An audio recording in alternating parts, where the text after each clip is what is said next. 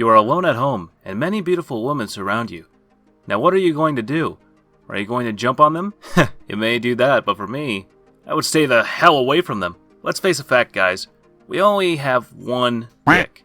We can't keep up with them, because they will squeeze the hell out of you. What the hell am I talking about? We're getting off track here. Let's get back to the video. Hey guys, it's Animan here, and today we are going to be counting down the top 10 old harem anime that is old, but gold. But before we start, be sure to subscribe to our channel and ring the bell icon. Set us all to be notified about our latest videos. 早川さん、君は今自分が何をしているのか分かってるのか？もちろんセクハラねえ。そういうことは軽々しくやるべきことじゃない。将来を誓い合った男女ならともかく。そう？私たち二宮君になら全部見られても構わないんだけどな。それに今日のはすごいよ。ひなこ抱いた。At number 10, we have Good Luck, Ninomiya-kun. You want to watch anime with lots of Leaf's kiss? Then this anime is for you. But warning, you may get addicted to it. The story begins with Shungo Ninomiya, who lives in a big mansion. His sister happens to be a mercenary. When a military chopper shows up at Ninomiya's school, one day after he was being harassed by a female student, hell-bent on showing him her panties, his entire life changes. All of a sudden, a strange pink-haired girl is to start living with him. Her name is Tsukimaru Mayu, and she just happens to be a succubus who's deathly afraid of men. For some reason, Ninomiya isn't affected by her powers, which happens to be triggered when she's distressed. Of course, Ninomiya's training with his sister goes a long way when it comes to keeping googly-eyed men away from Mayu, and so it seems like the pair are a match made in heaven. This is one of those shows that you probably shouldn't like, but you do anyway. Even for an ecchi show, this is pretty over the top at times. It's full of swimsuits, bouncing boobs, and moe. If you like those themes, then you're probably going to love this. At number 9, we have Omamori Himari. Okay, without going into detail, let's keep it simple. Omamori Himari is the story of Yuto, descendant to a long line of demon slayers, and his kick-ass sexy feline guardian Himari, a cat girl, or you can say demon cat girl, a tsundere childhood friend, a loli, a maid waitress, and an ojo-sama-like fiancé, and you have the rest of Yuto's cliched harem, as they try to handle coexistence with yokai, or demons, and humans alike due to Yuto being casted as one of those sensitive new age guy who doesn't like violence, the type of nosebleeding harem male you love. It's a supernatural ecchi harem anime with action scenes and romance. Maybe more than that. It is like any other ecchi harem anime out there, but this shouldn't be a problem if you are into that. At number 8, we have D.C.S.S. Capo second season. This is a fairly interesting anime, which introduces many new characters and features a roller coaster of a plot sequence. The story was typical. Guys with girl. They both love each other. A few other girls come in. In both seasons, there is one small midget girl who is a little bitchy and wants the male protagonist all to herself, causing the couple to break up, etc.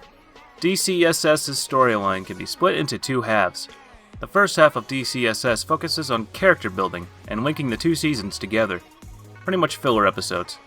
The second half is pumped with drama. Well, I reckon the second half was awesome. Well, I can't say I like it or hate it, but it's an alright kind of story. I just want to say that this is actually a story which you can watch and forget.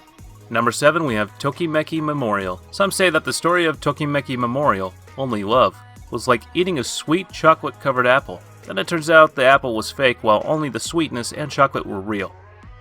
Really? I don't know what people mean by this, but one thing I know that this anime is really good. The anime mainline story revolves around a second-year high school student, Riku Aoba, who has just recently transferred to Holy Cross High School, where he notices upon joining several unique and funny occurrences, often being the target of a series of events and races administered by the students' council. To put it simply, it is a harem comedy anime, so the guy has to choose between a few beautiful girls. It is a high school set, so you move through the school season. While this may be in the harem category, it is not considered ecchi. Coming at number 6, we have Love Hina. Looking for anime to kill time? Look no more, because Love Hina will seriously kill your time. Love Hina tells the story of the promise made by two childhood lovers. Although they planned to grow up together, the girl had to move away. Before she left, however, they promised that one day they would meet each other again at Tokyo University. This is a harem-themed anime, so let's set the scene. 1 boy and 5 girls in all-girls dormitory. Add some romance, comedy, and a little bit of ecchi, and you have Love Hina. This is not the end, and it does not wrap up the series in a tight bow. The reason for this is a bonus 25th episode, as well as a Christmas and spring special. You have to watch these before watching Love Hina again, which is the 2nd season of this anime, to get the full story. If you are looking for all best harem and romance anime, it would be best for you. At number 5, we have Shuffle. 5 beautiful girls and 1 guy. The story of 6 lives, filled with jealousy and hope, as well as with hope and joy. The anime starts as usual with introduction of the female candidates from Rin's point of view. Rin is the narrator giving their opinion on the characters and development along the way. At the start there will be plenty of ecchi and school comedy like any other harem anime. But Shuffle is much more than that. Soon more girls are introduced, and a couple episodes later, the dark past start to be uncovered, and as we learn more about the girls, the show changes into a more dramatic development.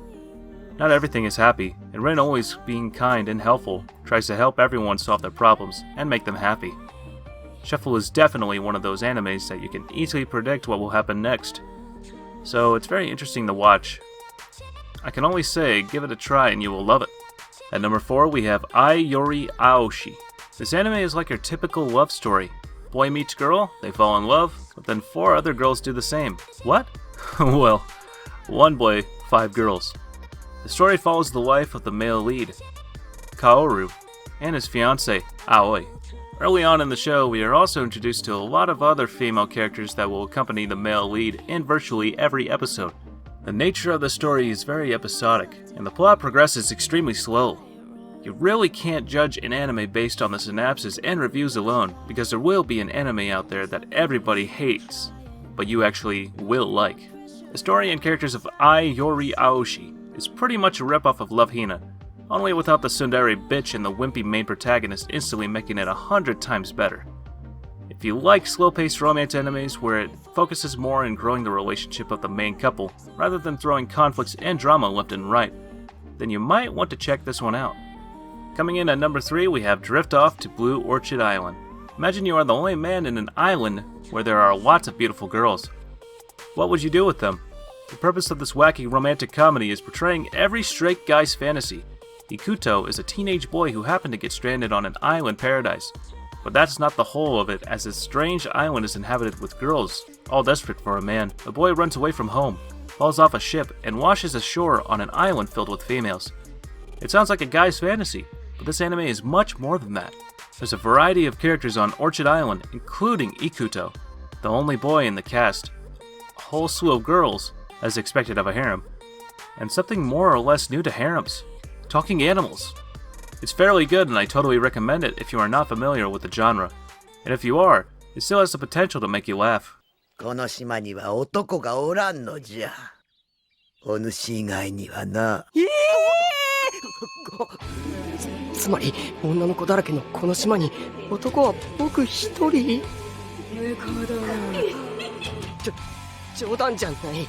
こんなところにいたら命がいくつあっても足りないよ。 At our 2nd place, we have Saber Marionette J.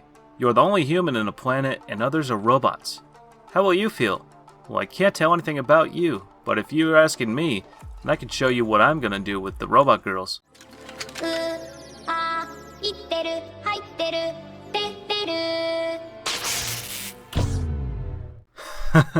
Alright, the story revolves around Otaro Mamiya, and there's 3 marionettes named Lime, Cherry, and Bloodberry.